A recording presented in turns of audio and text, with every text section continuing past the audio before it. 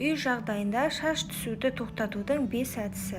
Біріншіден, денсаулығыңыз нашарлап ағзаңыздың әлсірегенін сезсеңіз, көкөніс пен жеміс-жидек көп жеңіз. Өйткені шаш ағзаға С, Е, Ф дәрумендерінің темір мен амин қышқылдарының жетіспеуінен де түсуі мүмкін. Екіншіден, қоршаған ортаға да мән беріңіз.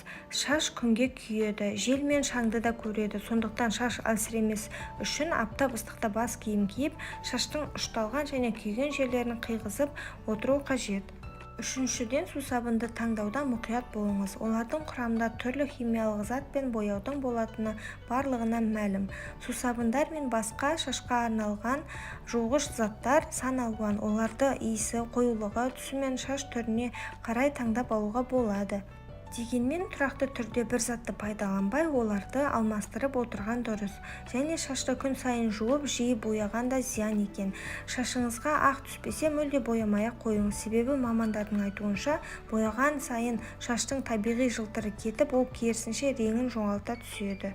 Төртіншіден, шаштың күтімі дүкен сөрелеріндегі заттармен шектелмеуі керек. Түрлі пайдалы шөптердің қайнатпаларымен шашыңызды шайып отырсаңыз, шашыңыз жылтырап шыға келеді. Бесіншіден, шаш үлгісін жасағанда фенмен қатты кептіруге болмайды. Әсіресе оны шаштың түбіне тым жақындатпаған дұрыс. Кептіргіш құралды жиі қолданған да зиян екен.